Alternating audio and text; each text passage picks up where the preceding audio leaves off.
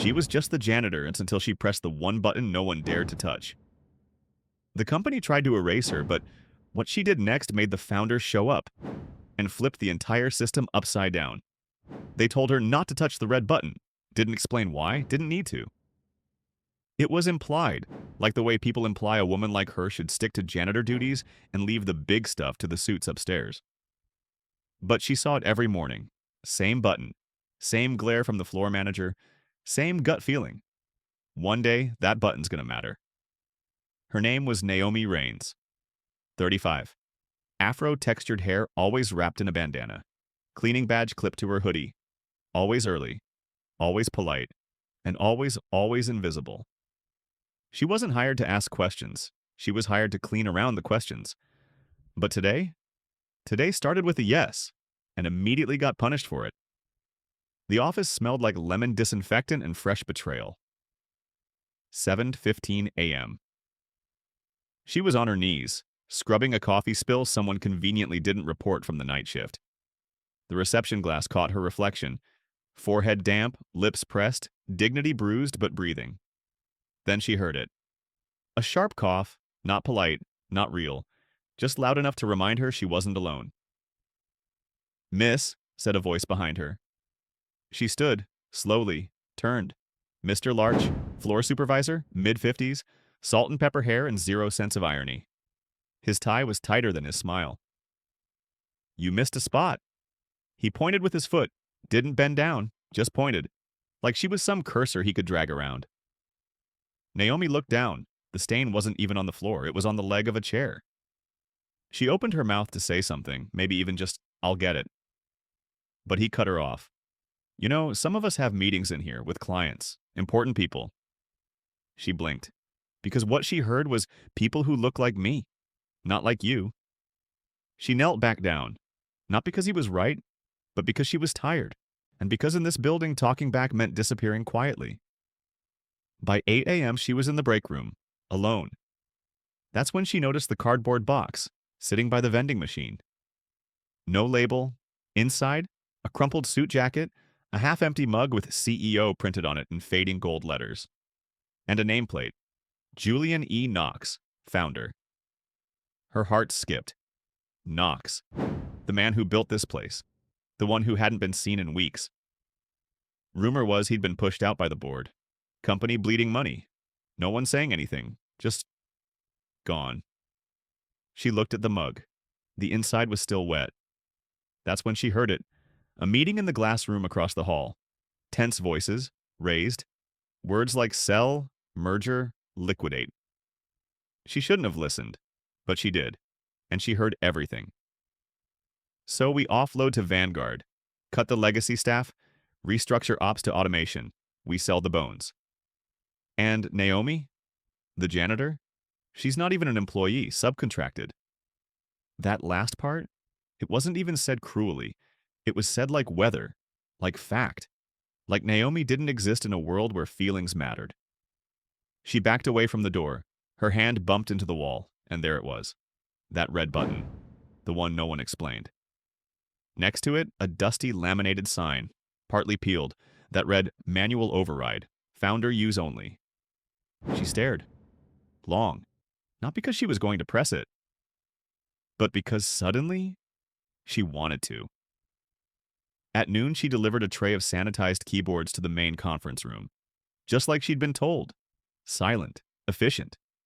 And just as she turned to leave, she heard someone say, "Hey, cleaning crew's not supposed to be in here right now." She turned. It was Evan Bloom, the new CEO. Harvard teeth, startup beard. The kind of man who calls himself empathetic on LinkedIn, but doesn't look at food service staff when ordering. She nodded once. "Just finishing," she said. He squinted, then glanced at the red lanyard clipped to her hoodie, the one with the wrong date because HR never fixed her badge. "Are you part of the Knox contract?" "No, sir." "Then why are you standing in the Knox wing?" She hesitated. "Because y'all spilled coffee." He blinked. She walked out. At 2 p.m., she stood in the hallway outside the server room. The box with Knox's mug still sat near the vending machine. Forgotten, unclaimed, and the voices in the boardroom were getting louder. We sell it now or we burn with it. The founder signed a clause, he can't interfere. We go public by Friday, period. Naomi stood there, heart pounding, hand on the wall, finger just inches from the red button. She thought about her mother and who used to mop the church floors every Saturday. She thought about Julian Knox, the founder, who once shook her hand in the elevator and said, "You're the only person who notices when things are clean." She thought about how quiet the building had become, not peaceful, hollow. And she thought, if y'all think I'm not part of this, maybe it's time to prove otherwise. To be continued, what happened next changed everything. You do not want to miss how this unfolds. The next morning, the red button was gone. Not moved, not disabled, gone. The wall where it used to be had been repainted. Fresh coat, off-white, just enough to say nothing happened here. Naomi stared at it like a crime scene had been bleached. Someone knew, and someone didn't want her to go anywhere near it again. But here's the thing they didn't understand about Naomi Raines. She had already pressed it, last night, after hours, with no one watching, no ceremony, no announcement, just a firm, deliberate push. Click. And the moment she did, nothing exploded. No sirens, no alarms. Just one thing happened. A printer in the far wing, the one they had supposedly shut down, whirred to life. It printed one page. Naomi walked over, heart slamming in her chest like it wanted out. The paper read, "Founder override initiated. Final sequence requires presence. Knox only. If not Julian E. Knox, do not proceed." She stood frozen, not in fear, in calculation. Because she wasn't Julian, but she had his mug. By noon, things got weirder. Everyone upstairs was buzzing, not loud, not panicked, just unsettled. Naomi caught pieces of conversations while wiping tables, moving quietly between departments. Something's been accessed. I thought we shut that system off last quarter. We should notify Bloom. At 1:15 p.m., she was called into the HR office. Ms. Ledridge, VP of Culture and Compliance. Skin-tight smile, hair too precise to move. Voice dipped in sugar, sharpened with legalese. "Naomi," she said, motioning to the seat. "Everything okay this week?" Naomi sat down. "Yes, ma'am. Doing my job." "You didn't happen to be near the Knox wing yesterday, did you?" Silence. Naomi didn't flinch. "Just dropped off keyboards. Nothing unusual." Ledridge smiled. "We've been updating access logs. Some legacy systems were, how do I put this, interacted with. It's likely just an error. But still, we'd like to verify all badge scans." Naomi held up her badge. It was faded, crooked, clipped to her hoodie like an afterthought. "This one don't scan. Maintenance never fixed it." That was true, entirely true. Ledridge's smile dimmed just enough to show the teeth behind it. "Of course, thank you, Naomi. We'll let you know if anything further comes up." As Naomi turned to leave, Ledridge added, "Oh, and no more deliveries to executive spaces unless explicitly requested. For clarity. For clarity. For boundaries. For control." That night, she sat in her one-bedroom apartment, sipping chamomile tea and staring at the paper she'd pulled from the printer. The override wasn't finished. It needed Julian Knox. But Julian Knox was gone. Disappeared under a non-compete, a board decision, and a curtain of silence. So she went digging. Not online, they'd scrubbed most of his history, but in the break room cabinet, the one only the night janitor ever used. Inside, a dusty binder, labeled Emergency Maintenance Logs. Flipping through it, she found them. Handwritten notes by Knox himself. Scribbled next to old service tickets, phone numbers, vendor contacts. And then, in pen and underlined, "If the board tries to erase it all, re-enable failsafe through elevator panel 7B. Code 41826. The next morning, Naomi took the elevator to 7. Pressed the button for B. Panel slid open, barely noticeable, no one in the hallway, no cameras. She punched the code, click. Behind her, the hallway lights flickered once, and every monitor on the 7th floor reset. The company intranet froze. All digital signage blinked. Then something new appeared. "Welcome, Julian E. Knox." Only it wasn't Julian standing there. It was Naomi, holding his mug, wearing his jacket, not pretending to be him, just refusing to let him be erased. Upstairs, chaos bloomed. The boardroom glass was fogged with stress, phones were buzzing, executives pacing. And Evan Bloom? He was yelling into a phone. No, it's not a breach, it's a malfunction. Probably some old code looped in the... He paused. Looked out the window. Because on the street below, people had started gathering. Not protesters, clients, community folks, small business owners, former employees. All standing outside, silent, holding old printed flyers from the early days of the company. Naomi had sent them out last night, using the re-enabled founder system. Each package contained a note. You helped build this. You deserve to see what they're doing to it. And attached was an invite to the Founders Assembly. Today, noon, conference hall. B. The catch? No one at Gould Press had scheduled it. No one but her. This is the climax.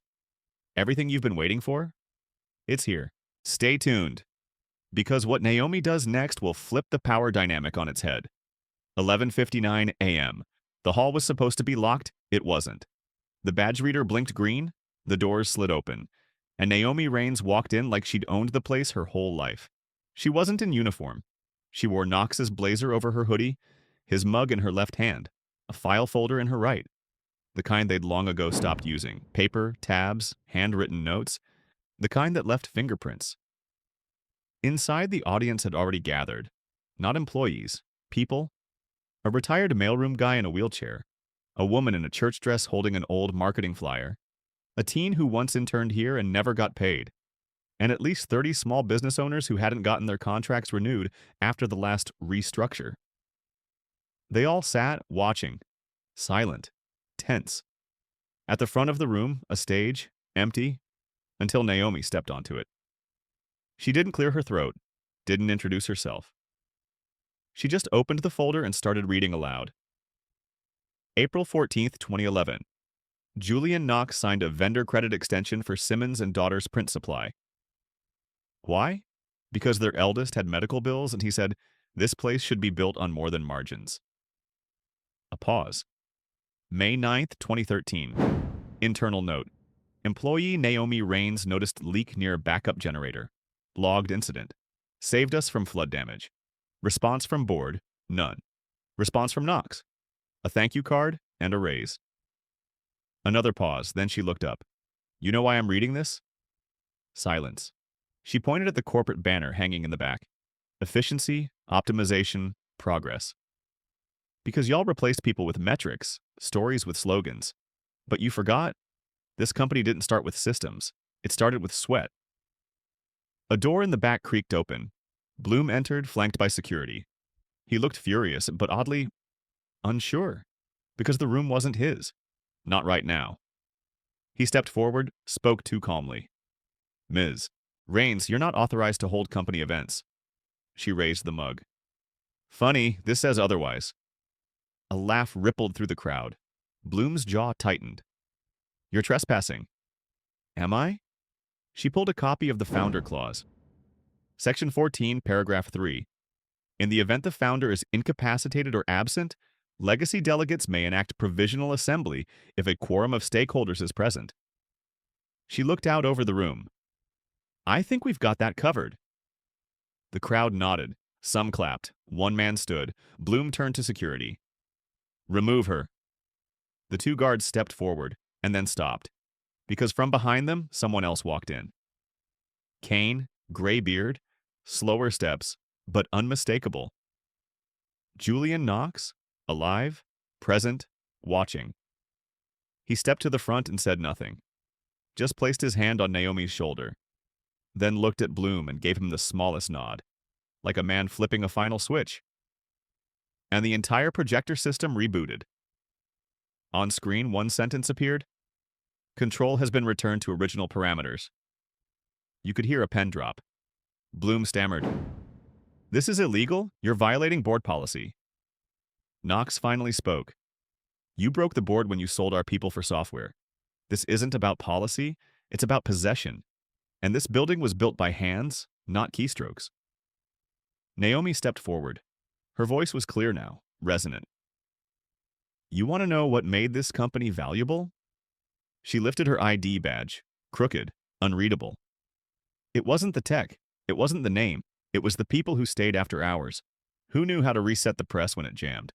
Who knew the smell of real ink? Who took pride in wiping down the buttons y'all never even touched? She turned to the crowd. If they erase that, they erase us. That night, a video of the assembly hit the internet. Not polished, not branded, just someone's phone filming Naomi on stage, blazer too big, voice shaking but real. The caption? She wasn't the CEO, but she saved what the CEO forgot. By morning, it had over 2 million views, and by Friday, the board issued a statement. In recognition of foundational values and in alignment with stakeholder interest, we welcome Julian Knox as honorary advisor and establish a permanent legacy committee led by Naomi Raines. No one clapped in the break room. They stood in stunned silence. And then slowly someone started handing out flyers. Paper flyers, printed in-house, by hand. Final scene. Naomi walks past the red button, back on the wall again. Not hidden, not forbidden. She doesn't press it, she just nods at it and walks away. Because she didn't need a button to make change. She just needed to be the one they didn't count on and refused to erase. This wasn't about a company. This was about memory, voice, and who gets to be visible. And in the end, the system didn't break. It was remade by her.